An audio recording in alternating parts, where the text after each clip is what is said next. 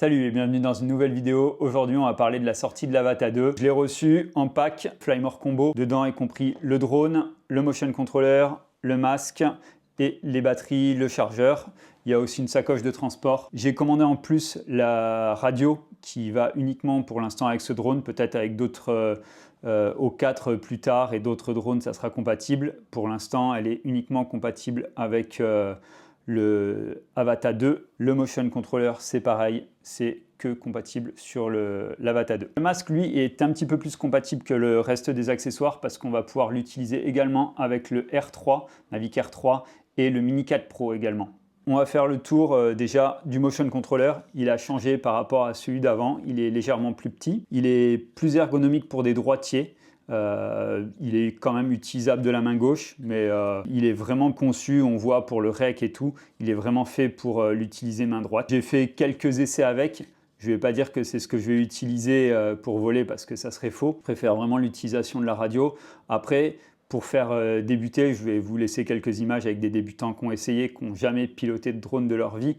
C'est vrai que ça fonctionne quand même pas mal. J'exclus pas qu'il est possible de faire des plans, faire des lignes ou vidéos avec et les exploiter. Je pense que c'est faisable, c'est assez intuitif, donc pourquoi pas. Ensuite, on va parler de la radio. Par rapport à la précédente, elle est vraiment plus légère. Il y a un gros gap de légèreté. L'antenne qui venait se déplier sur la face avant, elle a disparu, donc on laisse place à un petit logo d'émission. Sinon, elle est strictement identique. Il n'y a que 2 joysticks qui sont livrés avec, donc attention si vous en perdez. Je pense que c'est bien d'en recommander un petit lot avec. Ça évitera les accidents et de ne pas pouvoir voler. Le maintien de la batterie, j'ai fait plusieurs vols avec. Ça a l'air d'être correct à ce niveau-là. Ce qu'on peut dire par rapport à l'ancienne radio DJI, c'est toujours pareil, ils ont gardé les mêmes interrupteurs et ça, je trouve que c'est pas très pratique en vol. Le clic est pas terrible, c'est pas rapide et intuitif. Donc c'est le point négatif que je trouve à cette radio. Sinon, le form factor est correct. Le process de bind avec le drone se fait assez facilement. Sur le tarif, on est à 150 €. Ensuite, on va voir les batteries. Donc, il est livré avec 3 batteries en Flymore Combo au tarif de 1100 €. On va avoir du coup les batteries qui viennent se plugger dans ce chargeur. Ce chargeur, il a la particularité d'avoir un petit interrupteur qui va permettre, quand vous avez les batteries dedans, de recharger une seule batterie à l'optimal. Donc si vous avez des batteries un peu déchargées et que vous avez besoin de faire un dernier vol, ça va permettre de vider les 2 batteries les plus faibles dans la batterie la plus forte. Niveau autonomie avec ces batteries, j'ai atteint 12 minutes de vol avec une marge de sûreté.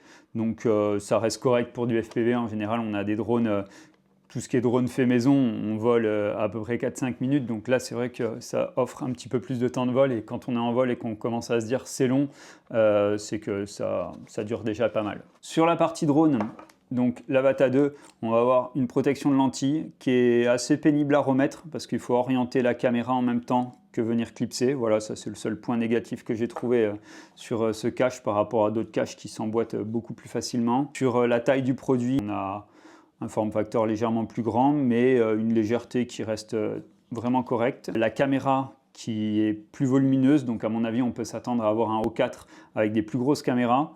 Et je pense que ça va être peut-être compliqué de garder nos anciennes frames parce que ça risque de ne pas passer si on est vraiment sur le même form factor. Par rapport à l'Avata et le O3, on avait le même form factor de caméra. Donc si là on se retrouve avec la même chose, nos châssis de drone actuels seront certainement pas compatibles au 4. Petite évolution et pas des moindres pour le côté pratique, c'est le port USB et la carte SD qui se trouve accessible par rapport à avant. Donc ça, c'est le côté qui est quand même beaucoup plus pratique. On a des détecteurs à l'arrière qui sont en position arrière avec un lidar sur le dessous pour éviter les collisions arrière. Après, l'utilité en FPV, souvent on est en marche avant, donc je ne sais pas trop. Ça détecte le sol pour poser d'ailleurs. Je vous conseille vraiment de passer en mode normal ou en mode sport pour atterrir et pas forcer l'atterrissage en mode manuel. Ça peut causer des dégâts et il n'est pas adapté pour se poser comme ça. Il faut vraiment le poser comme un Mavic. Il est livré avec 4 hélices de rechange. Il a l'air vraiment solide.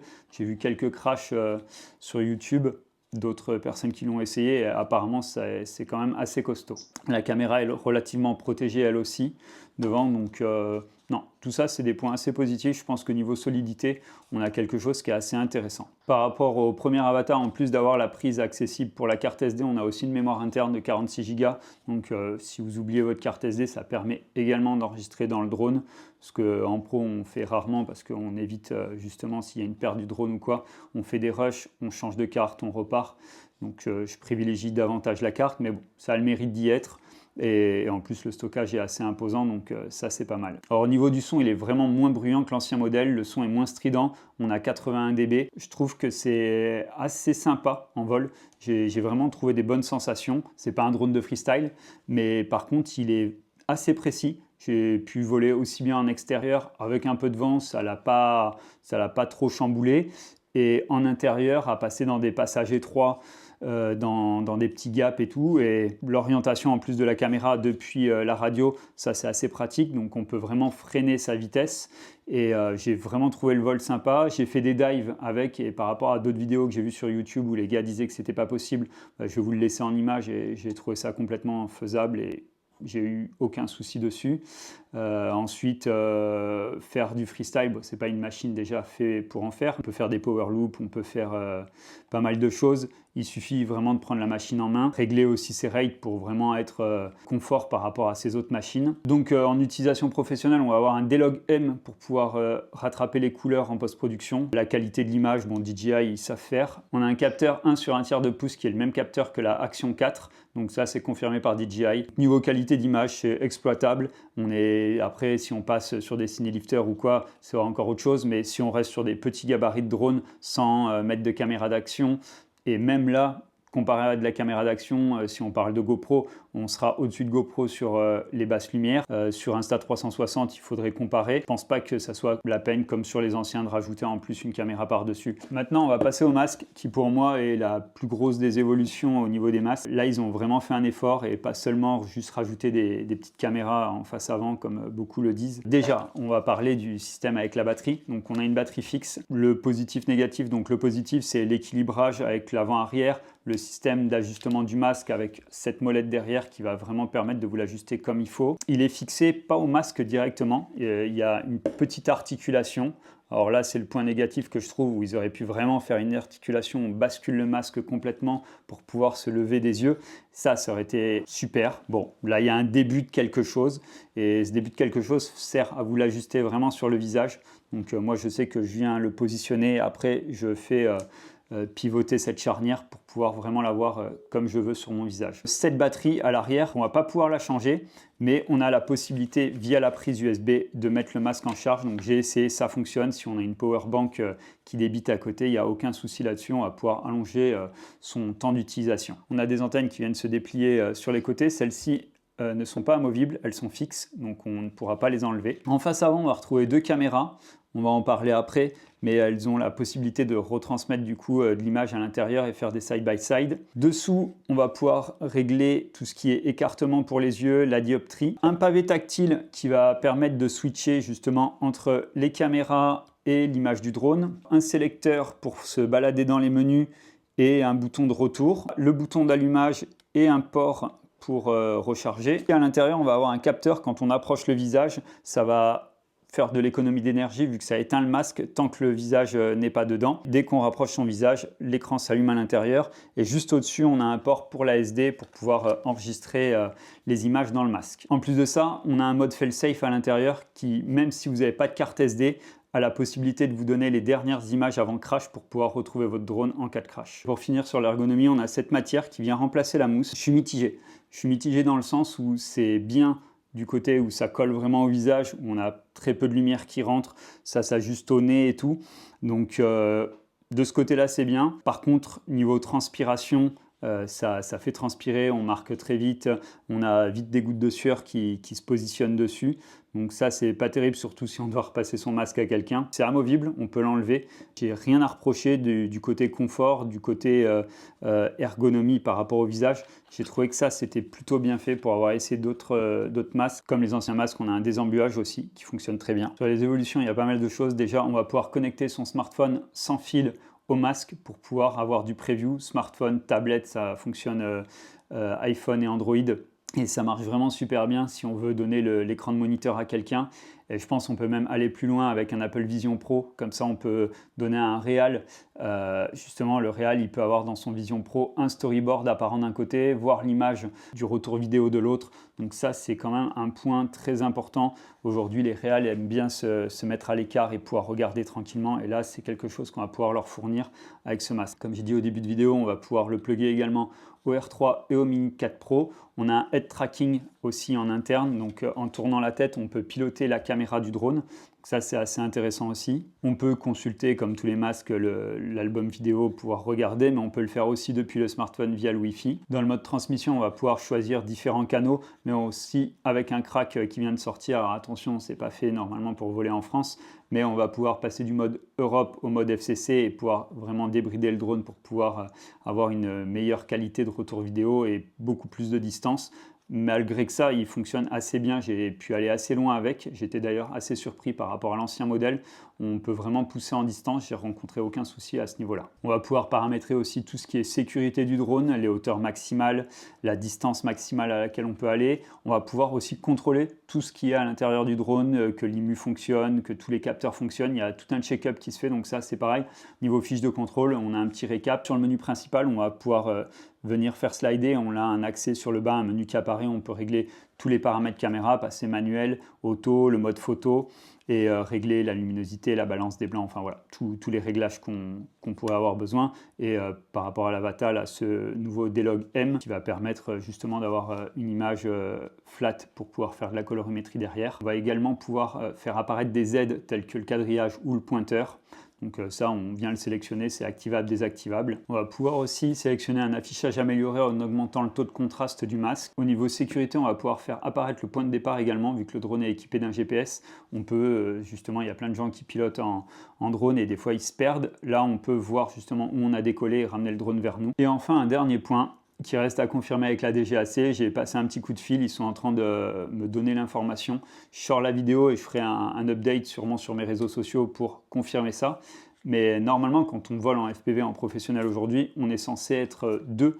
Un télépilote qui va piloter le drone en vue interne avec le masque et un pilote qui est dans la capacité de pouvoir reprendre les commandes et qui lui garde le drone à vue avec ses yeux. La chose est qu'aujourd'hui, justement, grâce à ces caméras, on va pouvoir avoir le drone en vue, vu qu'on peut le suivre directement grâce à la caméra avec ses yeux, et on va pouvoir avoir l'image du drone. Donc ça permet le cadrage de la vidéo, en plus de garder un œil sur le drone. Donc d'un point de vue législatif, on pourrait se retrouver tout seul à piloter et être légit par rapport à nos anciennes machines montées nous-mêmes ou les anciens masques.